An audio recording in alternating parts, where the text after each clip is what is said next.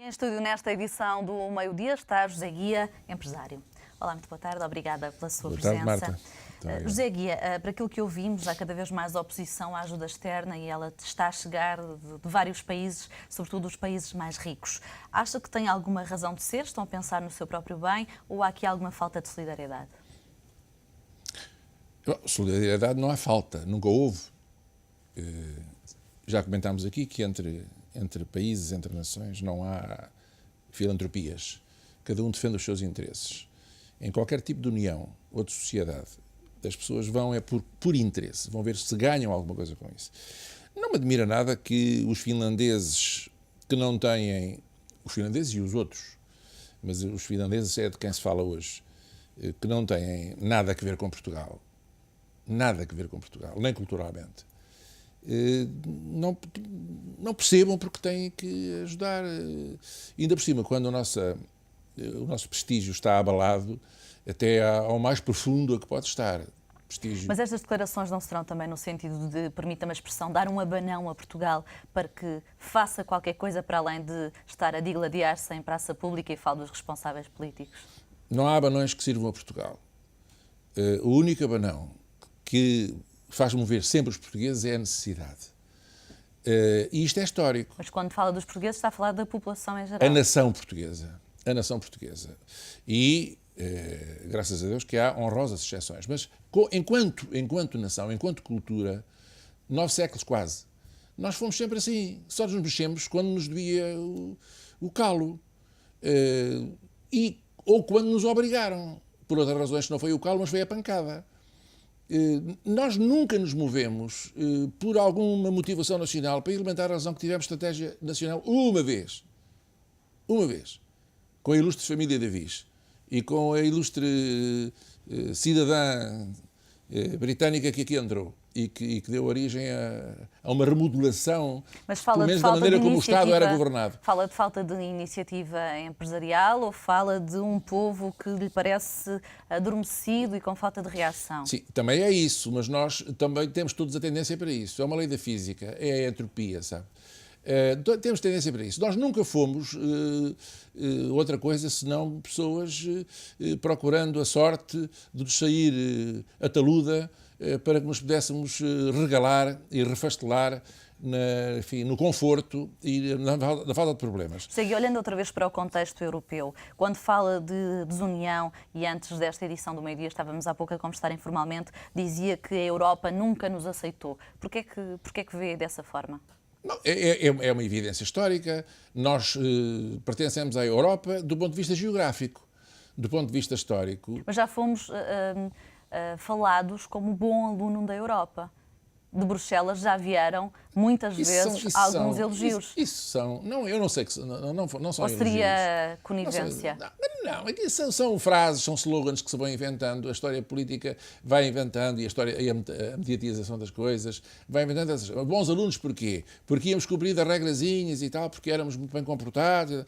Tudo bem, talvez, mas isso não é substancial. A essência da nação portuguesa é que a nação portuguesa só se mexe quando lhe dói o calo. Mas se acha que esta União Europeia ou monetária não existe, como diz, ou não faz sentido, era melhor para Portugal sair? Eu não sei se é melhor para Portugal sair, provavelmente teria sido melhor para Portugal não ter entrado. A União Europeia não existe, mas neste momento, sobretudo... Mas ainda há países a querer entrar, esse é um facto, portanto, algum atrativo deverá haver. Também têm calos que lhes apertam. É uma sedução, é uma miragem. A Europa, não se esqueça que a Europa que foi sempre território de guerras, território de guerra permanente durante séculos, milénios, acalmou e desde 1945 para cá, teoricamente, porque houve muitas outras, lembramos dos Balcãs, mas digamos em termos do que se chamaria Grande Guerra, acabou com a Segunda Guerra Mundial. Mas acha que o projeto europeu deve ser repensado? Claro que sim. Bom, repensado e deve ser repopulado. Ou seja, há pessoas, a população política que neste momento ocupa os lugares de relevo, não digo de decisão política porque eles não sabem decidir, na Europa, é gente medíocre. Os grandes homens, os grandes... Mas foram eleitos pela população. mas quem é que lhe diz que a eleição, a cruzinha no papel, é garantia de que elegemos os melhores? Mas de que outra forma é que há? Os melhores não estão lá porque se cansaram. E continua a haver gente de muito nível, mas nós, infelizmente, a começar, eu tenho muita pena de dizer isto, a começar pelo nosso próprio Presidente da Comissão Europeia, que ninguém respeita, nem na União Europeia o respeitam, que não se ouve, que deixou de ter qualquer espécie de importância, mas não é só ele. Houve, ainda ontem fez declarações para os responsáveis políticos a terem sentido de responsabilidade e disse também que a ajuda intermédia é para esquecer. A dizer banalidades, porque ele não tem substância, porque ele fugiu, porque ele não tem categoria. Ele e os outros que o acompanham. Não há pessoas, não há estadistas, não há gente de classe a dirigir esta construção. E, portanto, esta construção não avança, não tem alicerces. Teve gente de grande nível, os que pensaram a Europa, em nome da paz primeiro, mas depois... o que é que não faz sentido nesta altura, nesta União? Nada disto faz sentido na União. Como vê, no momento em que há problemas, cada um safa-se. A Alemanha dá-lhe jeito, mas do ponto de vista estratégico, não sei se lhe interessará, mas provavelmente vai fazer agulha. Colocando a situação ao contrário, se fôssemos nós a maior economia da Europa e se tivéssemos que ajudar outro país, não seria, na sua opinião, natural que os portugueses também não tivessem muita vontade de contribuir para os outros? Provavelmente era o que acontecia.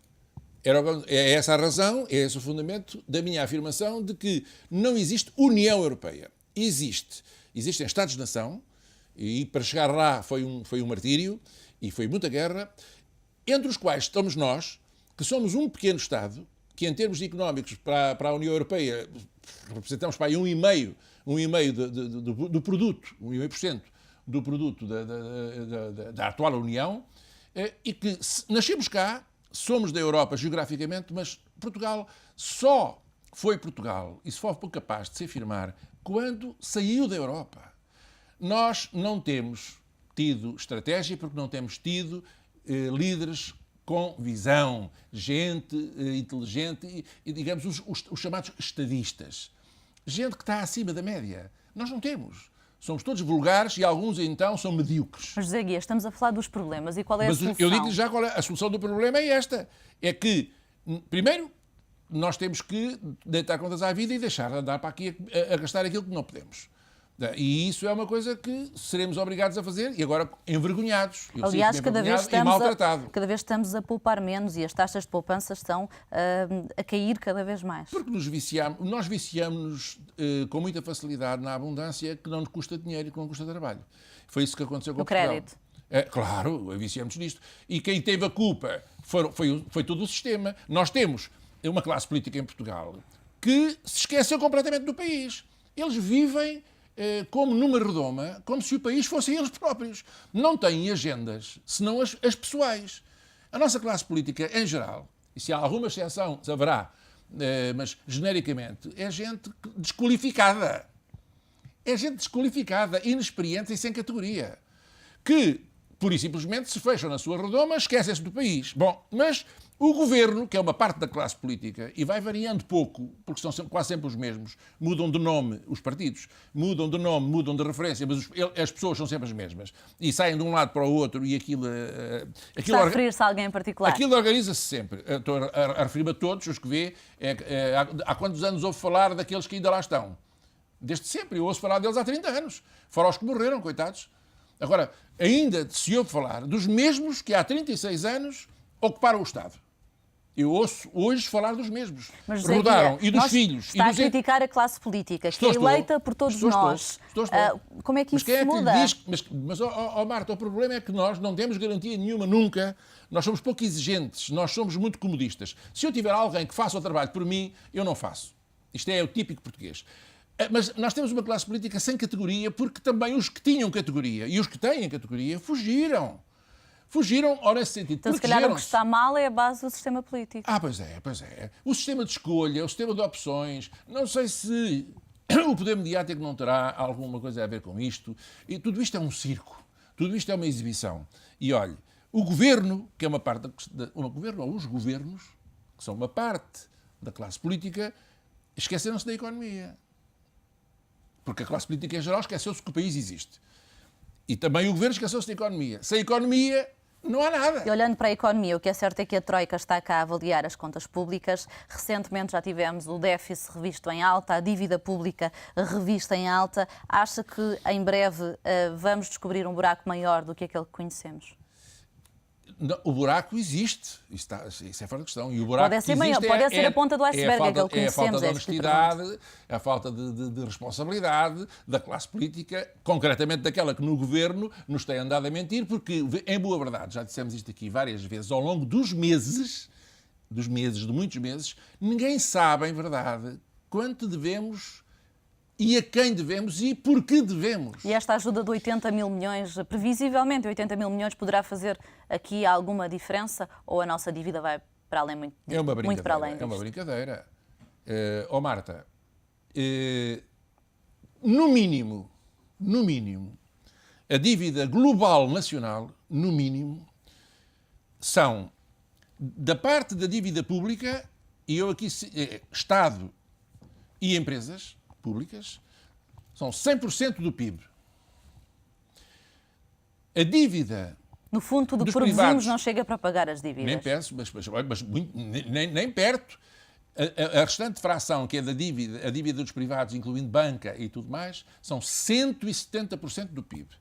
100 com 170 são 270, ou seja, 2,7 vezes daquilo que é o PIB, e o nosso PIB, segundo o Ecofin reconhece, são 170 mil milhões, 170 mil milhões, é o último número, claro que vai baixar, porque nós vamos entrar em recessão, já estamos em recessão há muito tempo, mas se multiplicar 170 mil por 2,7, que é os 100% de um lado e os 170% do outro, isto dá 465 mil milhões.